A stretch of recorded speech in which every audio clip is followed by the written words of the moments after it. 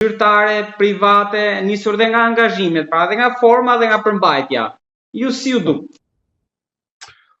Për mua ishte pozitiv, kuptohet që ky ishte në garë për të rikandidatuar për kryetari i New Yorkut, por ka dhënë dorëheqjen nga garën, kështu që ai kishte kohë për të bërë disa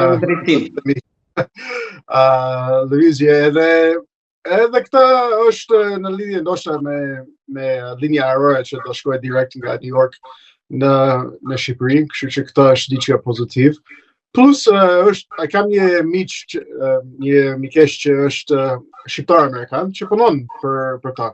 Kështu që ka një lidhje personale me stafin e tij edhe Shqipërinë, kështu që besoj që gjithë së bashku domethënë rezultojnë një ftesë për ta të vijë në Shqipëri. Kuptohet që ky është një demokrat që nuk është më ndoshta në qendër të bisedës për politikës në Amerikë, sepse kishte disa probleme në New York, por besoj që Trumpi, që është republikan, e ka përkrah ata në disa aspekt të rrugës së tij në politikë, kështu që shohim nëse ai do vazhdoj ndoshta me Trumpin ose me dikë tjetër.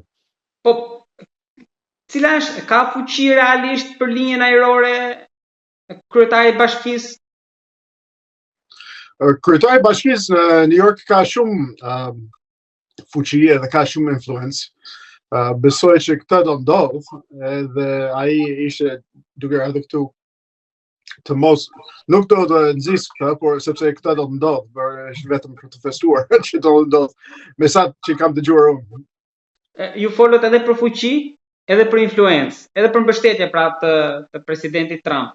Por bini dakord me një pjesë të opinionit që mendojnë që mund të jetë edhe një ur për ta çuar kryeministrin në një takim me Trumpin? Mundet, por ndoshta janë edhe rrugët e tjera për të shkuar te Trumpi. Besoj që kryeministri është të takuar me Trumpin përpara kur ishte mandati i parë. Kështu që tani nuk e di si është marrëdhënie me të dyja, kuptoj që kryeministri ka qenë kritik i Trumpit, ka qenë mbështetës të Clintonin edhe ka qenë mbështetës Kamala Harris, kështu që nuk e di nëse janë afër, por zyrtarisht janë takuar, besoj gjatë Trumpi parë. Kështu që nuk besoj që ka nevojë për kryetari i New Yorkut për të shkuar te Trumpi. Zoti Crawford, Jens Stoltenberg në librin e tij që publikoi pas mbarimit të mandatit që u largua nga NATO, theksonte që në momentin që u zgjodh Trumpi, bashkë me stafin, gjë e parë që bëm ram dakord që nuk do ketë shaka as për golfin, videot e golfit, jo më për gjë tjetër. Po në këtë rast të kryeministrit e pak të tepruar atë që ndodhi në Danimark, në Copenhagen?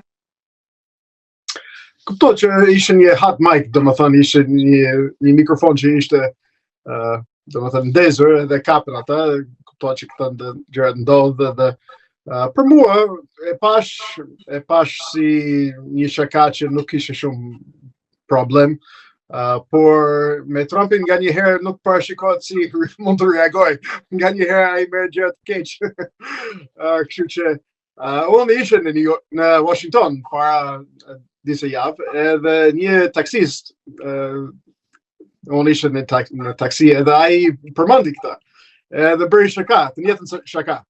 Edhe unë e thash, po, mos është më mirë të kemi një president që nga një herë ngatrohet emrat, por sjell paqe, kurse ata të tjerë që kanë bajt mend emrat për mënsh, por nuk kanë sjell paqe, domethënë ata nuk na duhet. Kështu që për mua, ishte një shaka, por në fundit Trumpi është duke bërë paqe, bile edhe sot fazi parë të Gazës është duke bëri paqe me Armeni dhe Azerbajxhan.